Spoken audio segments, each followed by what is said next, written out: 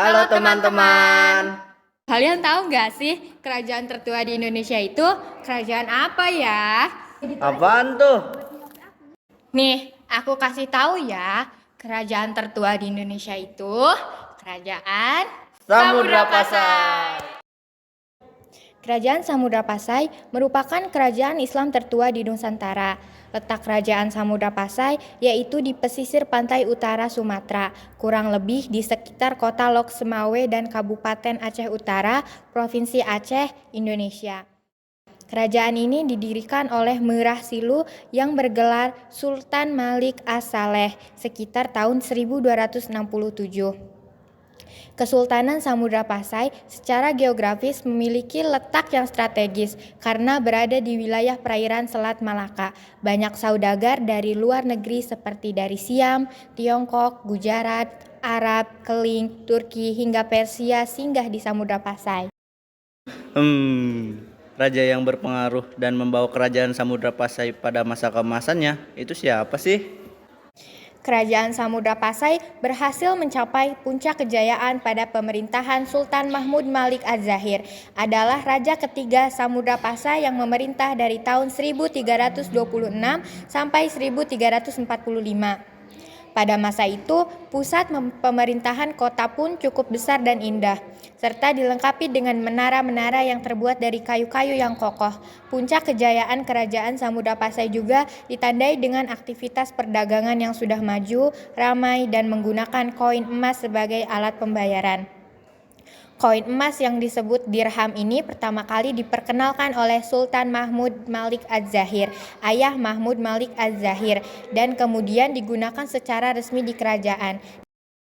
Ditambah lagi, posisi kerajaan yang berada di aliran lembah sungai juga membuat tanah pertanian subur. Bahkan padi yang ditanam penduduk kerajaan ini bisa dipanen 2 kali dalam 1 tahun. Katanya, kerajaan Samudra Pasai merupakan pusat perdagangan terbesar pada masanya. Bener nggak sih?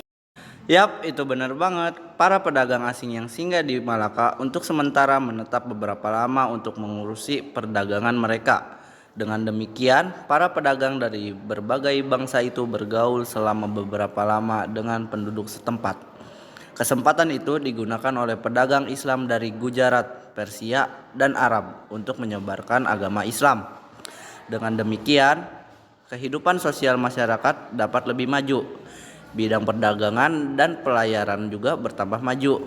Kerajaan Samudra Pasai sendiri menghasilkan komoditas perdagangan ekspor seperti lada, sutra, kapur barus, dan banyak barang lainnya. Telah disebutkan di muka bahwa Pasai merupakan kerajaan besar, pusat perdagangan dan perkembangan agama Islam. Selain itu, di kerajaan ini juga berkembang suatu kehidupan yang menghasilkan karya tulis yang baik. Sekelompok minoritas kreatif berhasil memanfaatkan huruf Arab yang dibawa oleh agama Islam untuk menulis karya mereka dalam bahasa Melayu.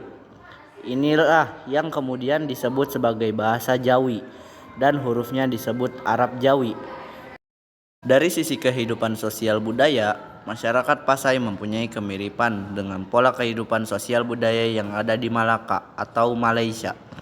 Kemiripan tersebut dapat kita lihat dari aspek bahasa yang digunakan dalam kehidupan bersosial. Tak heran jika selanjutnya bahasa yang digunakan di masyarakat Pasai adalah bahasa Melayu. Tapi kenapa kerajaan sebesar ini dapat mengalami keruntuhan ya? Karena pada tahun 1521, kerajaan Samudra Pasai runtuh yang diakibatkan oleh serangan Portugis karena iri dengan kemajuan perkembangan perdagangan dan pelayarannya. Dengan kekuatan yang dimiliki oleh Portugis berhasil mengalahkan kerajaan Samudra Pasai. Namun, hal ini tidak membuat kerajaan Samudra Pasai langsung hancur. Kerajaan Samudra Pasai masih bertahan untuk beberapa tahun, namun dengan diserangnya Selat Malaka membuat kerajaan Samudra Pasai bertambah lemah. Ditambah dengan beberapa faktor lainnya, yaitu serangan kerajaan Aceh terhadap kerajaan Samudra Pasai.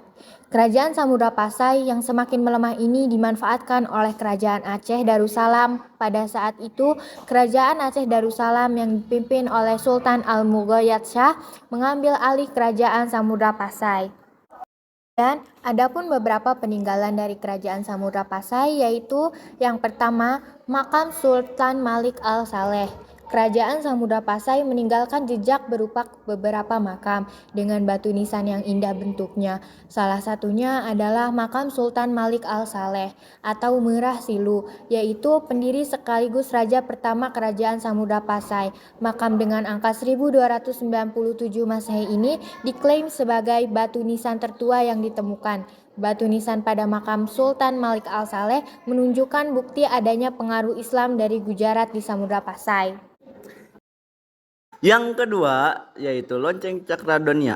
Lonceng Cakradonia adalah peninggalan Kerajaan Samudra Pasai yang diperkirakan dibuat pada 1409 Masehi.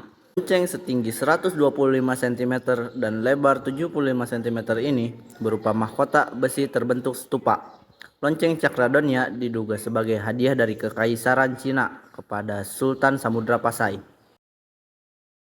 Nah, itu tadi sejarah singkat dari Kerajaan Samudra Pasai. Kapan-kapan lagi. Sampai jumpa.